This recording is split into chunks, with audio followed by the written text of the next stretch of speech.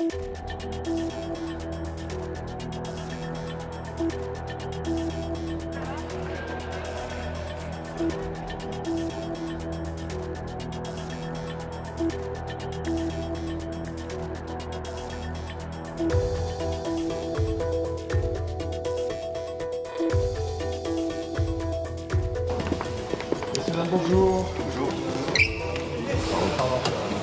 Bonjour. Donc cette nuit, vers 1h50 du matin, en présence de quelques témoins, une personne qui semble être un supporter irlandais du Nord, est tombé sur du matériel du restaurant, en particulier sur des bouteilles de gaz, et il n'a pu émettre aucun son.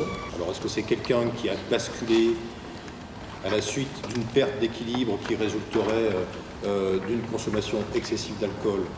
Peut-être. Est-ce que c'est quelqu'un qui a basculé parce que volontairement, intentionnellement, il avait des intentions suicidaires? Peut-être. Ce sont les deux principales hypothèses qui font actuellement l'objet de l'enquête en recherche des causes de la mort. On a eu aussi une personne qui s'est trouvée avoir eu la mauvaise idée de faire exploser un gros pétard au niveau de la fan zone. Et après contrôle, il s'avérait que c'était un adolescent en état d'ébriété complet, porteur de produits stupéfiants et porteur aussi de ce qui pourrait être assimilé à une arme, c'est-à-dire une espèce de fronde qui serait capable de projeter des choses pouvant blesser. Ce que l'on dit, ça doit être un point de référence. Là, c'est vraiment le travail du procureur, au nom de la société.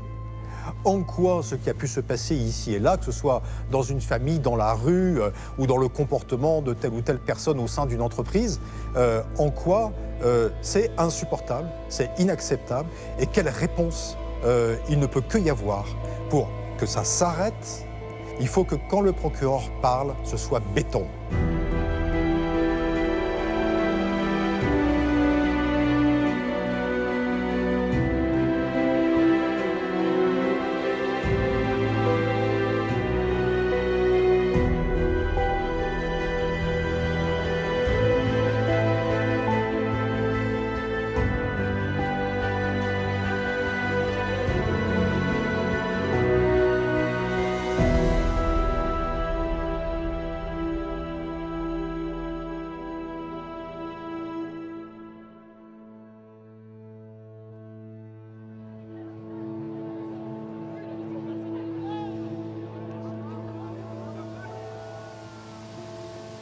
Nice est une ville qui peut faire penser par certains aspects à une île qui se trouve enserrée dans son territoire. C'est une très grande ville, c'est la 5e ville de France.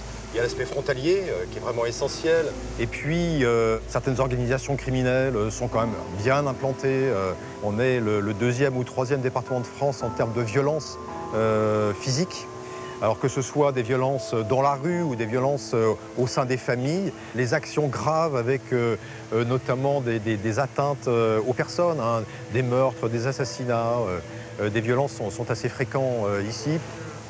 On est à l'aube de l'Euro 2016. Un événement pareil peut être l'occasion pour des gens qui nous en veulent, pour nos ennemis, d'utiliser l'événement pour avoir une couverture médiatique très importante, un nombre de victimes considérable. Et là aussi, moi je le dis, on s'y est préparé, on est prêt.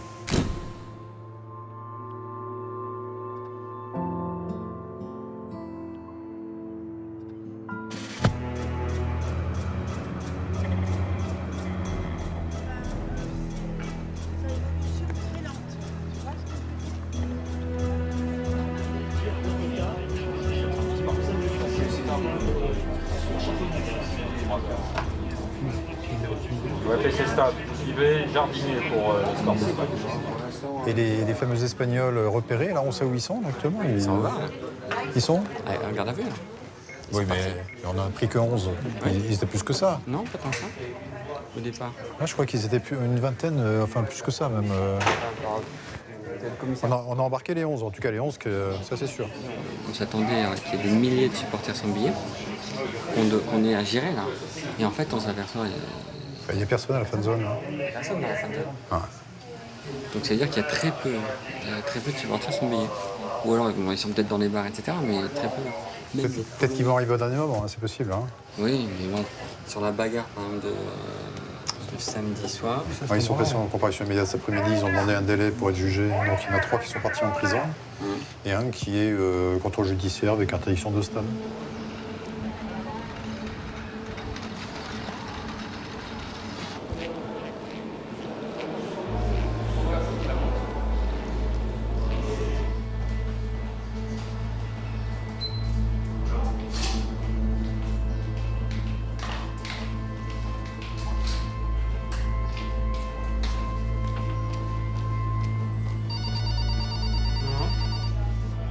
Voilà, allez, ça va marcher. C'est une dame qui a sauté du 4e étage. Allô? Qui a été placée en garde à vue hier soir suite à exhibition sexuelle. Donc vous vous déplacez maintenant au magasin, vous essayez de savoir qui était présent hier, qui aurait pu être témoin. D'accord. C'est sous fond d'un peu d'alcool et de menaces, donc avec son fameux pistolet. Bon, donc on aurait que l'agression sexuelle et le non-respect des obligations du FIGES. Je vous rappelle, et voyez pour la confrontation à votre niveau en attendant. D'accord, ok, pas de souci, on fait comme ça. Allô, oui? Donc les collègues sont requis donc, par la station directrice pour des violences conjugales. Sur place, ils tombent sur une dame en bas d'immeuble en pleurs. Très bien, son mari est en état d'alcoolémie avancée au domicile, qui l'ont retiré par les cheveux puis tapé la tête sur le canapé. Elle veut divorcer, mais à chaque fois qu'elle le menace qu'elle lui dit qu'elle veut divorcer, il la menace de la tuer. Donc, il va lui mettre des coups. Est-ce que, première chose, elle a des traces quand les policiers interviennent? J'ai compris qu'elle était sur la voie publique où elle s'est réfugiée. Est-ce qu'elle a vu l'IME? Est-ce qu'elle a vu le médecin? Elle a été envoyée? Alors non, elle n'a pas entendu le médecin. Elle l'écoute et puis il la prend par les cheveux et qu'il lui frappe la tête avec un coussin en hurlant dessus et la menaçant de mort. D'office, moi, je vais prolonger cette garde à vue dans la soirée, je vous le dis tout de suite. Hein. D'accord, très bien. Très bien. Ok. À tout à l'heure. Pas de problème. Merci beaucoup. Au revoir. Au revoir. De manière générale, au plan national, hein, les atteintes aux personnes font quand même l'objet d'une attention toute particulière. Mais les violences intrafamiliales, moi je dis jamais conjugales, hein, intrafamiliales, on défère, on place au contrôle judiciaire, en tous les cas on donne des réponses rapides.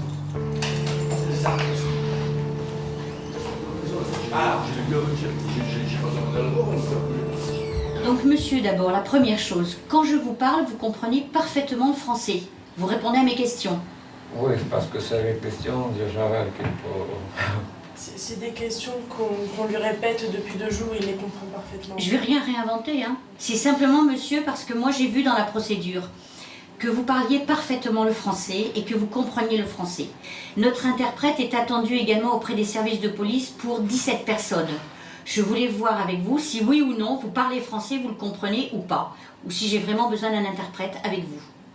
Je vais vous reprocher 3 infractions, commises toutes le même jour, à savoir le 13 juin 2016. Première infraction, je vous reproche d'avoir volontairement commis des violences sur la personne de votre compagne, mais également commis des faits de rébellion, toujours le même jour, donc la même nuit, à l'endroit de plusieurs policiers, les policiers qui ont procédé à votre interpellation, qui a été fort musclée, monsieur.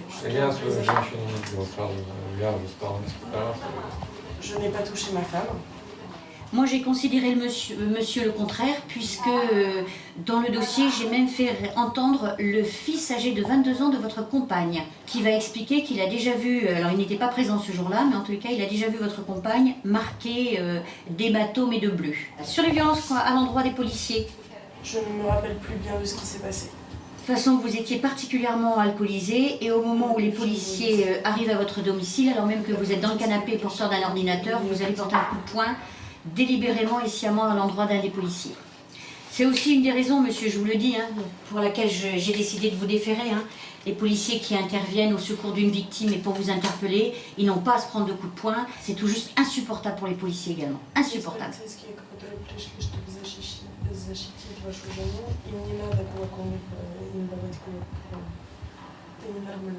J'ai décidé de vous faire passer en comparution immédiate, malgré le fait que vous bénéficiez d'un casier judiciaire vierge. Mais les violences sur sa compagne, plus les violences sur les policiers et cette rébellion, Je vous fais passer en comparution immédiate à 13h30. Donc vous réalisez le procès verbal avec vous, madame, vous le traduisez et vous maître, et vous signez, si vous en êtes d'accord, ici.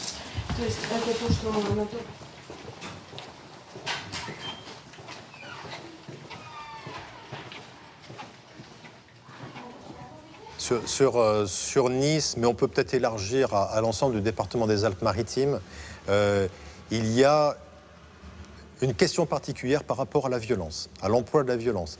Alors que ce soit la violence dans la rue, on a aussi, comme partout ailleurs dans les grandes villes, c'est la 5e ville de France, hein, Nice, des banlieues difficiles, des zones de sécurité prioritaires où il y a des problématiques particulières à gérer, à prendre en compte. Mais c'est un département qui est le 3e ou 4e, si on compte Outre-mer, hein, le plus violent en France. Et dans cette violence, ce qui est préoccupant, c'est la violence familiale. Nous avons eu l'année dernière 12 personnes, des femmes, décédées des suites de violences familiales, donc assassinées, frappées jusqu'à la mort. C'est donc vraiment quelque chose ici qui est tout à fait spécifique. Bonjour monsieur. Alors vous pouvez vous asseoir, il est délimité. Alors monsieur, je suis madame Canovas, procureur adjoint. J'ai à l'issue de votre garde à vue pris la décision de vous déférer. Vous savez ce que ça veut dire, hein, puisque vous avez déjà été condamné. Et on va en parler. Mais auparavant, monsieur, vous pouvez me confirmer que vous avez été condamné il y a fort peu de temps. Vous vous souvenez ce qu'a décidé le juge de l'application des peines à votre demande? Il m'a donné des amendes. Voilà. Il a converti votre peine en amende. En peine de jour amende, ouais. 180 à 10 euros. Ouais. Vous les avez payés? J'ai payé tous les mois. D'accord, mais ouais, c'est pas terminé. J'ai fait le délai, je le paye tous les mois. Bon, parce que compte tenu des nouveaux faits que vous avez commis, et je vais vous expliquer, j'ai demandé au juge d'application des peines en urgence cet après-midi de me faire un rapport. Je vais vous reprocher, écoutez bien, donc le 12 juin 2016, d'avoir commis 2 infractions. La première infraction, d'avoir menacé de mort Madame Arance. Vous lui avez dit que vous n'iriez pas en garde à vue pour rien et que vous alliez la tuer. C'est pas vrai. Vous allez dire ce que vous voulez après. Et vous avez répété dans un second temps, alors qu'elle était dans l'escalier, qu'elle s'enfuyait, « Je vais te tuer », en courant après elle au demeurant avec un couteau, alors que vous étiez en état d'ivresse. Le couteau, j'ai les photos, hein, d'une longueur de 20 cm. Et je n'ai pas terminé. Je vous poursuis pour cette infraction, pour avoir commis donc ces faits de violence en état de récidive légale, puisque vous avez effectivement été condamné le 23 mars 2015 pour des faits de même nature et à l'endroit de la même victime. C'est la raison pour laquelle je vais vous renvoyer en comparution immédiate, donc devant le tribunal, immédiatement. D'accord. D'accord ? Et mon avocat, il est là ? Et votre avocat sera à l'audience, bien évidemment. Elle est avisée, hein. Elle nous a prévenu qu'elle ne pouvait pas être là tout de suite. D'accord. D'accord ? Vous avez quelque chose à rajouter ? Non. Voilà, messieurs. Alors, monsieur, vous signez, si vous en êtes d'accord. Voilà, vous pouvez le remonter. Et vous passez à l'audience immédiatement, votre avocat sera là.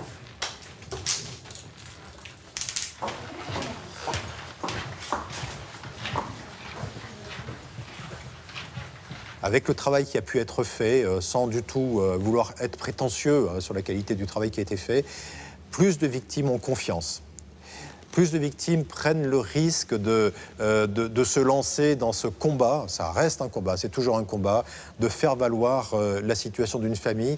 Plus de victimes prennent le risque de révéler des faits dont elles savent pertinemment que tout ce qui va advenir ensuite risque de mettre en péril leur niveau de vie, la qualité de vie de leurs enfants, leur domicile, les questions d'argent, enfin tout ce qui va, même les questions simplement d'unité familiale, d'entourage familial. Et donc, plus de personnes acceptent de prendre ce risque-là pour mettre fin à la violence dans une famille. Je trouve que c'est un bon signe et j'espère bien qu'on va continuer à pouvoir le faire.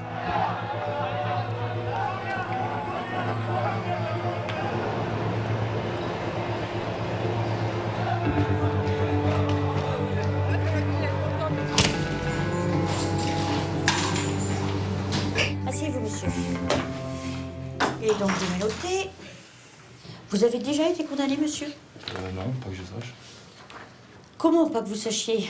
Vous avez 2 condamnations sur votre casier judiciaire. 2005, on ne va pas en parler, c'est ancien, mais néanmoins, c'est le casier judiciaire. Et j'ai l'habitude de dire, je vous le dis, hein, maître, le casier judiciaire, c'est quoi ? C'est le reflet du comportement social d'un individu. Vous savez que vous avez été condamné. Ah non, elle Bon. m'a dit là au parc au bar en fait. Eh bien, je vous confirme aujourd'hui que vous avez 2 condamnations sur votre casier judiciaire. Voilà. Je vous reproche 2 infractions aujourd'hui. Donc, je vous reproche, première infraction, le 11 juin 2016, commise à Nice, d'avoir participé sciemment à un groupement, même formé de façon temporaire, en vue de la préparation caractérisée par un ou plusieurs faits matériels de violence volontaire contre les personnes ou de destruction ou dégradation de biens, avec cette circonstance que les faits ont été commis en réunion. La seconde infraction, volontairement exercer des violences n'ayant pas entraîné d'incapacité de travail sur des supporters irlandais, ces violences ayant été commises par plusieurs personnes en qualité d'auteur ou de complice. Dans la mesure où vous êtes 4 personnes à être déférées dans ce dossier que vous avez passé devant le tribunal, je n'aurai pas de questions à vous poser précises sur les faits. D'accord.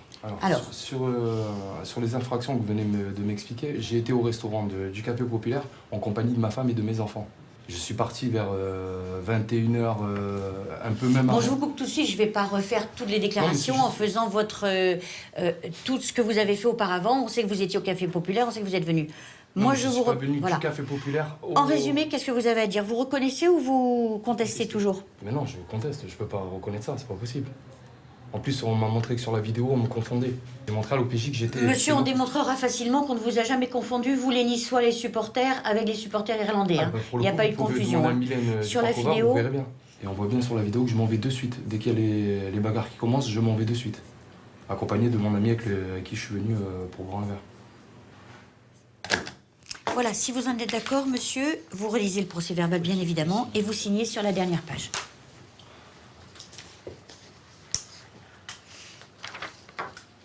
À Nice, on a encore plusieurs centaines, voire milliers de personnes qui participent à des réunions, des communions, on pourrait presque dire, qui mélangent des sentiments identitaires. Et c'est quelque chose qu'on a eu à déplorer à l'Euro, pas tout à fait à notre surprise, mais quand même. On n'était pas tout à fait dans l'esprit d'imaginer que des ultras niçois, si je peux les appeler comme ça, prennent la décision de s'organiser, de se structurer pour aller faire le coup de poing avec des supporters d'Irlande du Nord ou polonais, qui étaient d'ailleurs mélangés les uns les autres dans une beuverie fraternelle. On peut regretter la beuverie, mais moins la fraternité, bien sûr, et leur rentrer dedans de manière excessivement violente pour essayer de provoquer ce qu'on appelle maintenant un fight, c'est-à-dire un rendez-vous où on va à la castagne, où on va à la violence.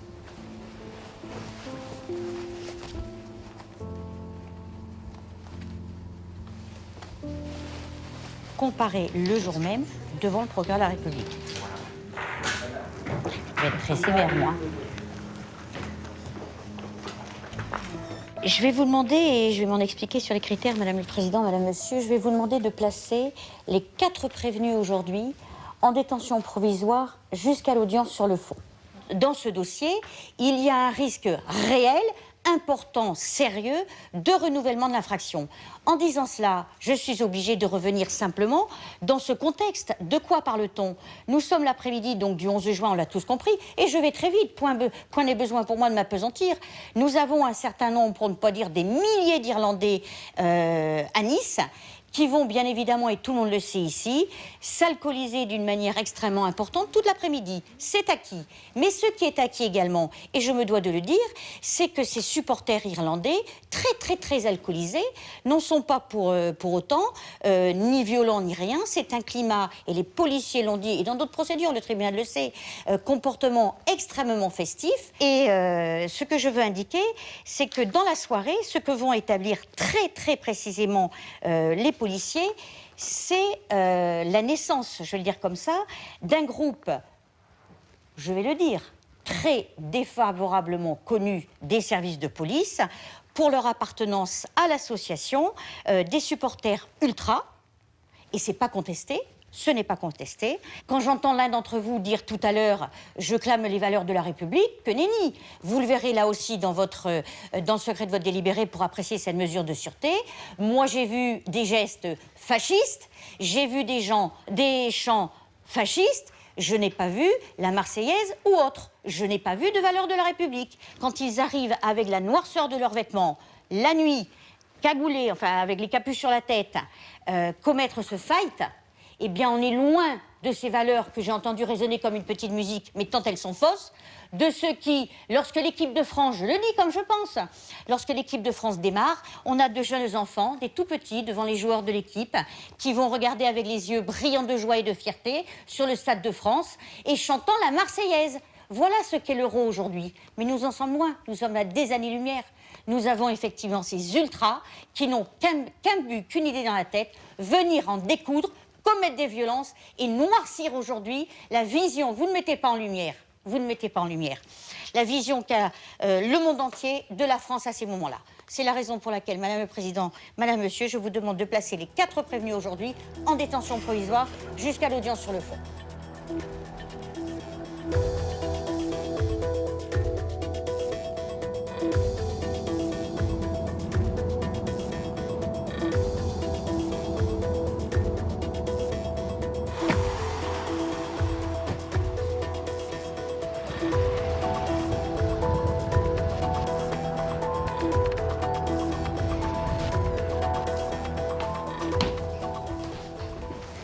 La mise en place de rétention.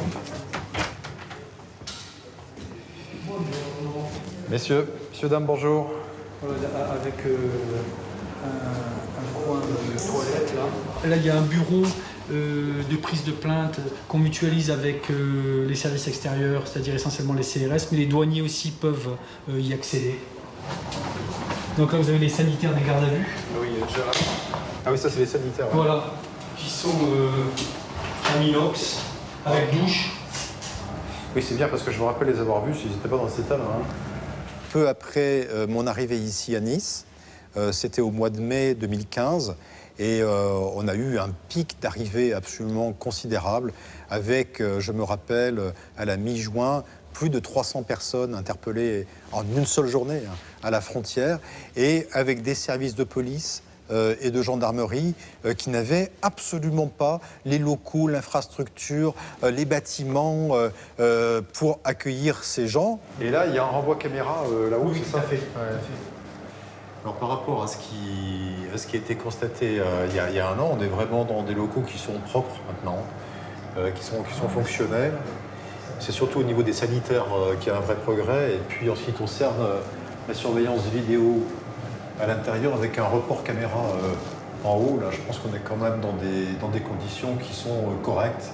On avait un effet terrifiant, je dirais, d'un espèce de parquage d'êtres humains entourés par des policiers français. Vous imaginez un petit peu ce que ça signifie, entourés par des policiers français, et tout ça quasiment sur la voie publique, juste à la frontière. Moi j'y suis allé, voilà.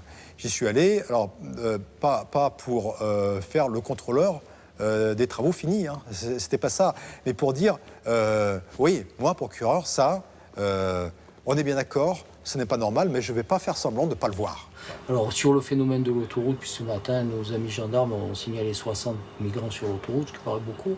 Mais en fait, ils ont été lâchés en Italie, hein. C'était sur le secteur italien. Et on peut penser que comme aujourd'hui, par exemple, il y avait la grève des trains. Ce matin, le premier train, il n'y a eu qu'un train à 7h30. Donc les gens, ils s'adaptent. Donc ils ne peuvent pas passer par le train, ils partent à pied. Ouais. Et alors sur les origines Soudanais d'abord. Soudanais d'abord 30%. Ça, c'est voie maritime. Ça arrive par la mer. Voilà. Le Soudan, pareil. Érythrée, pareil. Ouais, ça arrive par la mer. Et par contre, les Afghans, je pense qu'ils arrivent par voie terrestre. Ils arrivent plutôt par voie terrestre. Les Afghans représentent en gros 15%. Voilà. Mais c'est dans cet ordre-là depuis quelques semaines, c'est invariable. Et puis après viennent les pays africains. Oui, alors on a eu à un moment donné, dans le courant du printemps, février, mars. Oui, voilà, c'est printemps, ça. fin de l'hiver, début du printemps, effectivement. Quelques ressortissants d'Afrique de l'Ouest, d'Afrique francophone. C'est ça. Ouais. Mais le phénomène n'est pas confirmé quand même. Ouais, non, voilà, il a tendance tarir plutôt à se tarir ces dernières semaines. Là, on est vraiment sur des Soudanais, des Afghans et des Érythréens. Voilà, Qui sont liés donc à la trafic jour, maritime c'est pas depuis la Libye. Les Afghans, non. Ils passent par la Turquie. Les Afghans, non, Oui, ils passent alors eux, plutôt par la d'accord, Turquie. ouais. Alors après, c'est vrai que, comme je dis souvent, ce sont des nationalités qui sont déclarées. Hein. La plupart, voire même la quasi-totalité des personnes qu'on interpelle ici sont sans documents. Donc effectivement, elles nous déclarent une nationalité, et nous, on n'est pas forcément en capacité de pouvoir détecter leur nationalité avec certitude. Mais d'ailleurs, tout à l'heure, on avait un petit Afghan. Donc moi, j'ai fait un petit séjour en Afghanistan. Je connais 4 mots. J'ai dit 4 mots, il ne comprenait pas ce que je lui disais. Bon, voilà. Donc il n'était pas afghan. Voilà. Bah, je prononce très mal, peut-être, mais... Et puis là, on va retrouver le problème des mineurs. Voilà. Des mineurs non accompagnés, comme on dit maintenant. C'est ça. Isolés étrangers, on disait auparavant. Qui eux, puisqu'ils sont admis, donc vont pas pouvoir être... On sera obligé de les... Voilà, on sera obligé de les garder sous la protection de la France. Et du conseil départemental. Et on a beaucoup de mal à les placer. Hein. C'est arrivé parce que là, il y a quelques temps, il y avait des gamins de 8 ans, on les a gardés. Et donc, on a eu beaucoup de mal à les placer.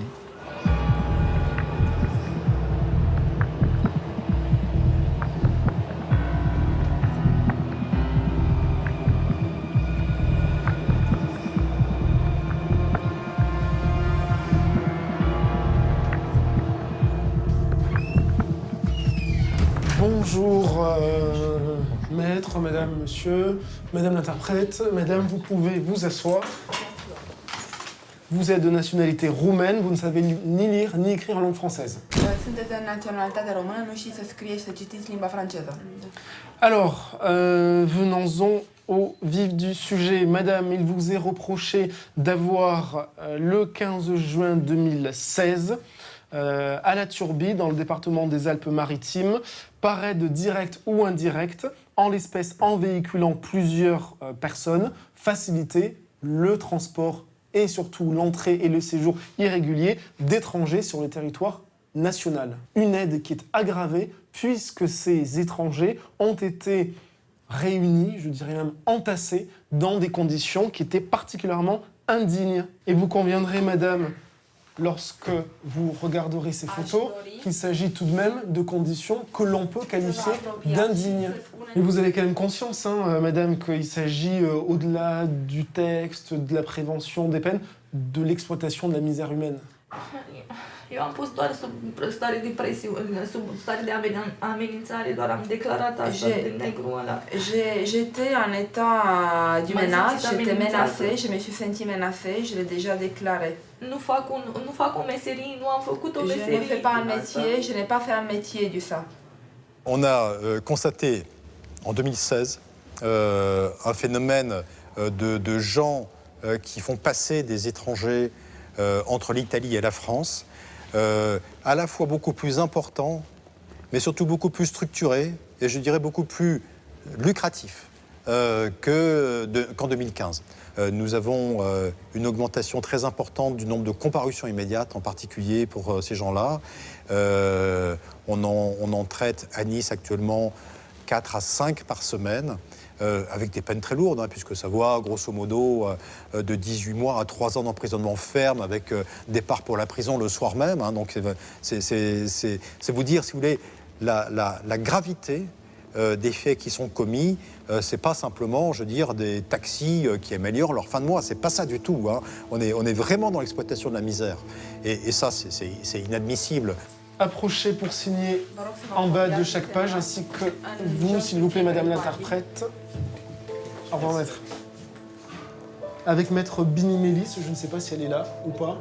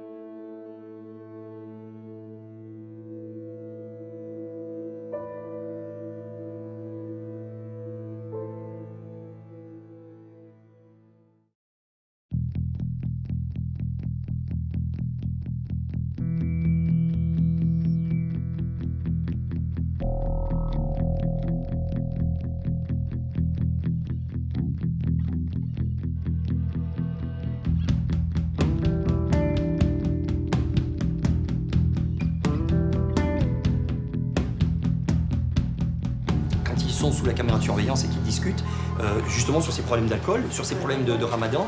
On le voit en train de montrer les bouteilles dans le bar et ils discutent, elle est assise, elle a son téléphone à la main, ils discutent et ça dure un long moment. Donc ça ne pose pas de problème. Si vraiment ça lui posait une difficulté sur le moment, il l'aurait déjà peut-être violenté ou voilà. En fait, pas du tout.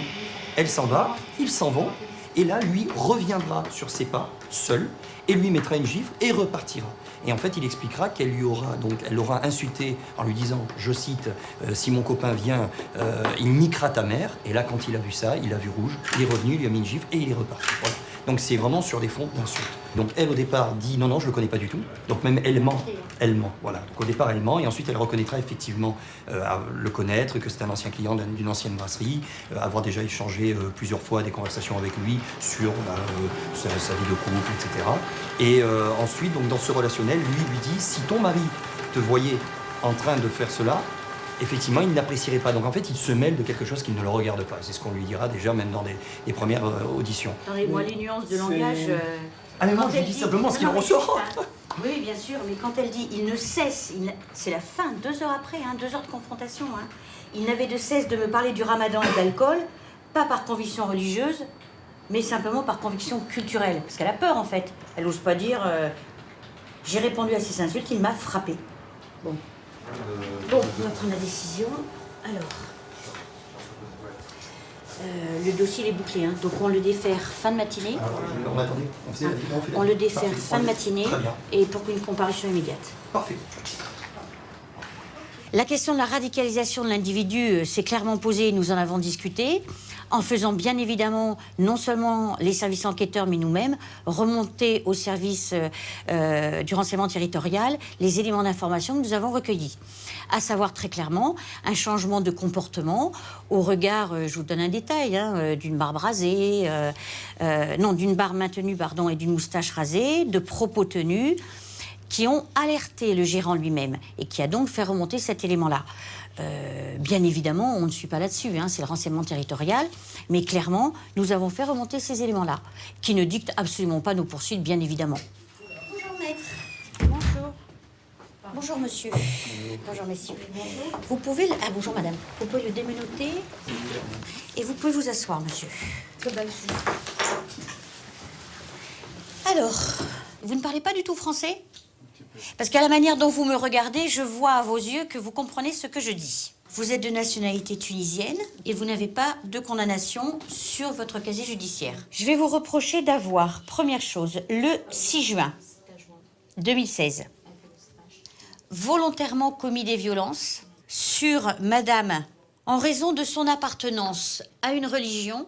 Deuxième infraction, je vous reproche d'avoir entre le 3 juin et le 6 juin, menacé de commettre un délit à l'encontre de monsieur Imou, donc gérant de bar. En l'espèce, parce que vous lui avez répété à plusieurs reprises entre le 3 et le 6 juin, il ne faut pas que tu serves de l'alcool pendant le mois de Ramadan, sinon tu vas voir ce qu'il va t'arriver.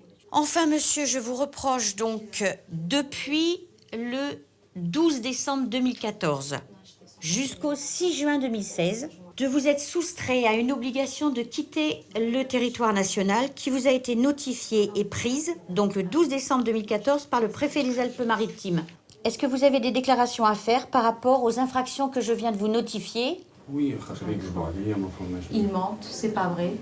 Pour lui, c'est le patron du bar, je ne l'ai jamais menacé. Concernant les violences à l'endroit de cette jeune femme, Moi, je reste dehors. Il a une table dehors. Nous, je reste, on parle. on voit à la vidéo la gifle que vous lui portez. Gifle tellement forte qu'elle va chuter au sol. Et on voit également la menace d'égorgement quand vous passez votre main de manière extrêmement claire, c'est sur la vidéo. Oui, madame. Oui, Vous confirmez? Mais c'est pas pour qu'on t'a dit elle. Et la gifle si forte que cela va la faire tomber au sol, vous le confirmez également? Parce qu'elle m'a insulté, elle a insulté ma mère. Je vais donc vous renvoyer en audience de comparution immédiate compte tenu de ces faits. Non, ne pleurez pas devant moi, monsieur, parce que quand vous menacez d'égorger une jeune femme, vous ne pleurez pas. Quand vous portez une gifle à cette jeune femme, vous ne pleurez pas non plus. Ne pleurez pas là. Voilà, monsieur. Vous relisez le procès verbal et si vous en êtes d'accord, vous signez à la dernière page ainsi que vous, madame.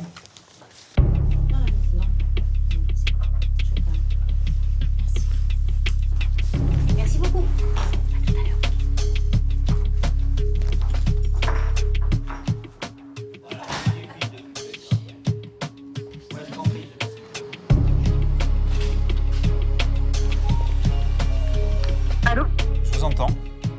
Ok. Bonjour, monsieur Montreuil, je suis Madame Desor du service du car.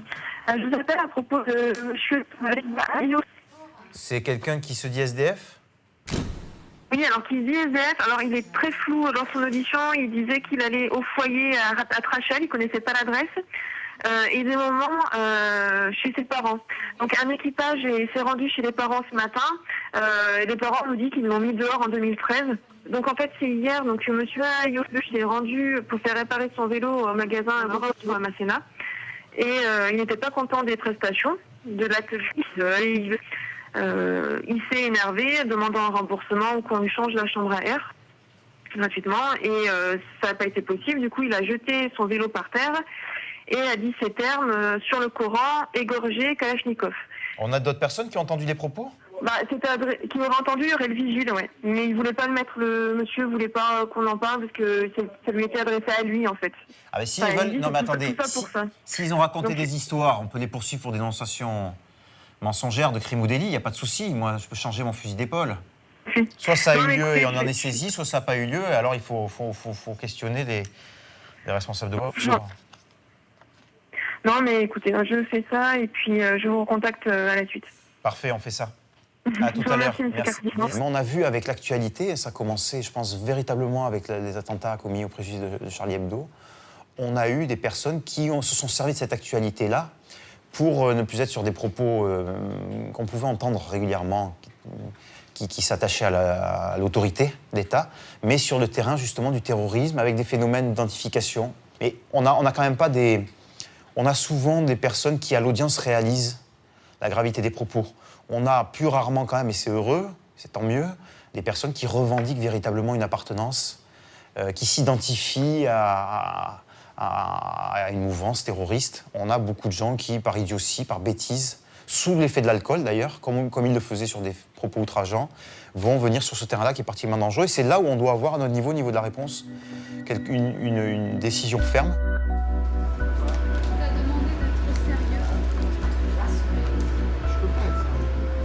Les études des différents appareils qui ont été trouvés en perquisition sont en cours, mais par contre, rien que dans le téléphone, déjà dans le téléphone Samsung, dont l'analyse est toujours en cours, le technicien nous a dit qu'il y avait au moins une vidéo, puisqu'il l'a vue, et des images qui présentaient des caractères d'apologie, puisque parfaitement dégueulasses, voire même ignobles. Il y a ça. Ensuite, l'audition qui a été faite indique que celle-ci, d'ailleurs, demeurant très calme et très coopérative, sans aucun problème. Lorsqu'on commence à la titiller sur la pratique de sa religion et du pourquoi de ses vidéos et compagnie, elle nous dit non mais moi je garde le silence. Voilà. Très clairement, Monsieur Placette, je pense qu'on a affaire à quelqu'un qui est radicalisé au dernier stade et qui en est suffisamment conscient pour pouvoir apparaître totalement normal et détaché, et suffisamment intelligent pour pouvoir dire bah non moi je réponds pas, j'ai le droit de pas répondre, je ne préfère pas répondre à cette question. Ok, à tout à l'heure. Merci Monsieur Placette. Je vous en prie.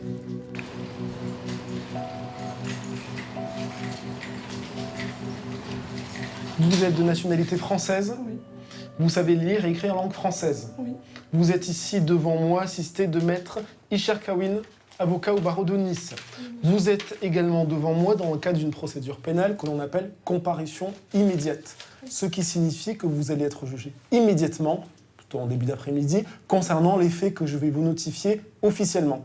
Madame, il vous est reproché d'avoir à Nice, au Canet et sur le territoire des Alpes-Maritimes entre courant 2014 et notamment le 24 avril 2014, cette date ressortant spécifiquement de l'exploitation des différents fichiers, et le 15 juin 2016, date de votre interpellation, recelé en dissimulant, en détenant diverses vidéos d'exécution d'otages, notamment par décapitation, de violences exercées par les soldats de Daesh, ainsi que plus d'une centaine de photos représentant notamment les drapeaux de l'État islamique et des explosions, sachant que ces biens provenaient bien évidemment d'un délit qui est en soi l'apologie de terrorisme. Autrement dit, le recel d'apologie de terrorisme, pour vous expliquer en des mots plus simples, le fait d'avoir détenu tout simplement ces fichiers.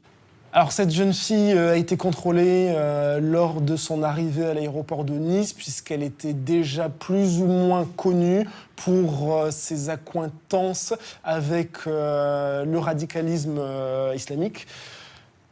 Il s'est avéré qu'elle avait sur elle un iPad qui recelait un certain nombre d'images, de fichiers qui, justement, ont permis des poursuites pour recel d'apologie de terrorisme. Il vous est également reproché, dans les mêmes circonstances de temps et de lieu, d'avoir fait l'apologie d'actes de terrorisme prévus par le Code pénal, en l'espèce, en échangeant des messages sur des réseaux sociaux faisant référence au djihad et à l'État islamique, en des termes violents, et en diffusant également des liens vers des sites de partage de type YouTube ou même Instagram, lesquels ont été supprimés au motif de leur contenu indécent ou inapproprié. Autrement dit, madame, un recel d'apologie de terrorisme et l'apologie même de terrorisme via la diffusion de liens. Est-ce que, première question, vous avez compris ces deux infractions? Oui.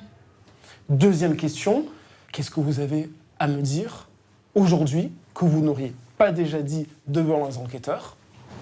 Je suis contre tout ça, que je regrette en fait tous mes actes débiles en fait et bêtes d'avoir recelé toutes ces vidéos, toutes ces photos. Vos explications sont assez étonnantes. Et elles sont assez étonnantes au vu du nombre, puisqu'on n'a pas retrouvé une seule vidéo qui aurait éventuellement, je dis bien éventuellement, pu correspondre à une curiosité, à un besoin d'information personnelle. On a retrouvé de très très nombreuses vidéos. Il y a, je vais vous dire, dans cette procédure, une sous-pochette qui est appelée extraction Samsung. Les images sont insoutenables. Mais insoutenables. D'égorgement, de décapitation, de têtes coupées au sol. Et on en retrouve non seulement dans votre Samsung, on en retrouve dans votre tablette, on en retrouve, pas forcément les vidéos, mais on en retrouve aussi du contenu faisant l'apologie dans votre ordinateur qui a été retrouvé lors de la perquisition. Et je ne parle même pas des livres qui sont tous à connotation salafiste et non pas un salafisme quiétiste, madame. Alors, madame, s'il vous plaît, approchez pour signer ici et ici.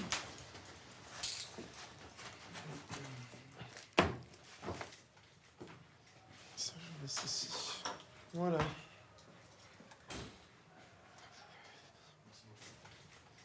Il y a parfois une tendance à confondre une pratique, je dirais, rigoriste d'une religion, voire très rigoriste. Le salafisme, pour ce qui concerne l'islam, en fait partie. Et puis, une expression violente de cette pratique qui se traduit par deux choses. Imposer à d'autres qui ne le voudraient pas des pratiques qui ne sont pas les leurs. Et puis, éliminer, je dis bien, ceux qui sont différents, ceux que certains osent appeler des mécréants. Voilà. Ce radicalisme, cette radicalisation, c'est depuis quelques années seulement qu'elle s'exprime de manière très prégnante, notamment à Nice. Nice est un site, j'allais dire un pays, un département qui a été particulièrement touché par de nombreux, par exemple, départs pour la Syrie.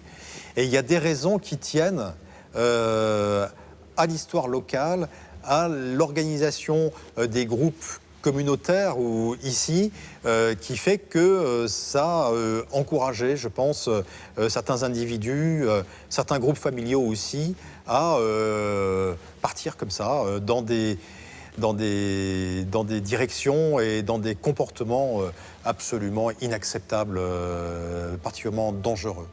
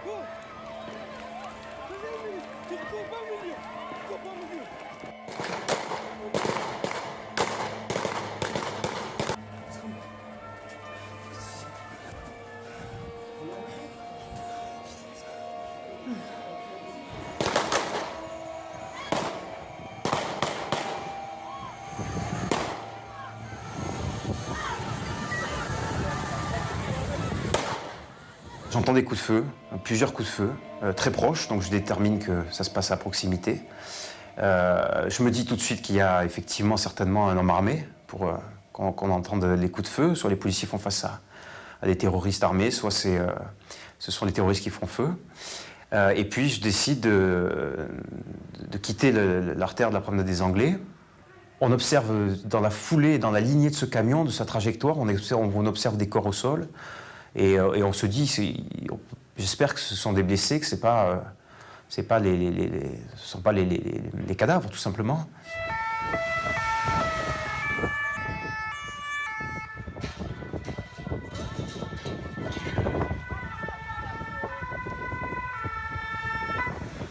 C'est assez étonnant puisque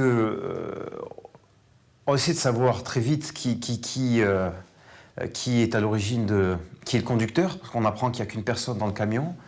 On observe de loin, on observe le corps, on observe le visage pour essayer de voir effectivement si ça nous dit quelque chose. Et puis les policiers récupèrent les effets personnels, on découvre quelques papiers, ce titre de séjour.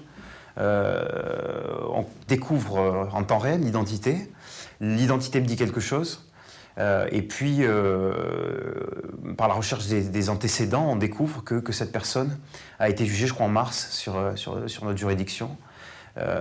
Et en parcourant la synthèse, je constate qu'effectivement, je me rappelle de cette affaire, qui était la fameuse altercation avec des automobilistes sur la voie publique, qui avait quand même eu un certain retentissement à l'époque. Donc c'est effectivement moi qui l'ai reçu dans le cadre du déferment. Qu'il ait rencontré pour lui notifier déjà les infractions. Quelqu'un qui paraissait effectivement, qui évoquait le fait d'avoir vu rouge, hein, comme on le dit souvent, de manière très familière, et d'avoir disjoncté. Dans le cas de la pression, d'ailleurs, il évoquait son exercice professionnel de livreur, qui était assez difficile avec les contraintes horaires qu'on peut connaître, et qui va donc effectivement, avec à l'époque un casier judiciaire vierge, qui va faire plutôt bonne impression, quelqu'un calme à l'audience, souvenir d'un homme calme, qui va vouloir se dépeindre comme un bon père de famille, avec des difficultés personnelles, puisqu'il y a des antécédents, notamment de violences conjugales, celui-ci indiquant que une situation personnelle difficile, d'ordre du privé. La difficulté, c'est que jusqu'à l'audience, jusqu'au jugement, on n'a rien qui transparaît. Rien qui transparaît, aucune problématique qui surgit, laissant penser qu'on est sur quelqu'un qui est en train de basculer sur une mouvance djihadiste ou une radicalisation. Mais je crois qu'on se dit en tant que magistrat, en tant que parquetier, est-ce que j'ai raté quelque chose, voilà. Est-ce que j'aurais pu peut-être... on le sent des fois, on a des éléments qui même sont parfois peu objectifs, mais qui nous mettent la puce à l'oreille. Et on se dit dans cette affaire-là, le concernant, sachant qu'il est passé entre les mains de la justice, est-ce qu'on aurait pu peut-être détecter quelque chose? C'est impossible, mais on se pose la question, je crois.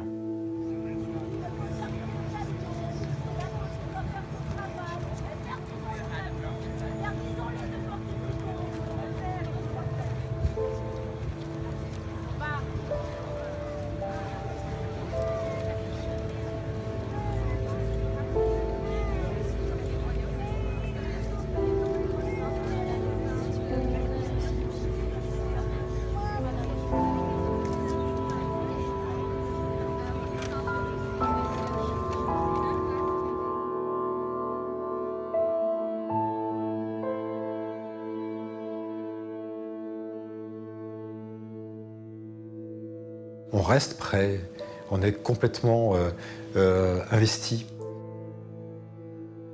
Moi je dis pour ce qui concerne Nice, le risque aujourd'hui est toujours le même, qu'il est faux, on le sait bien, que la foudre ne puisse pas tomber deux fois au même endroit, c'est faux.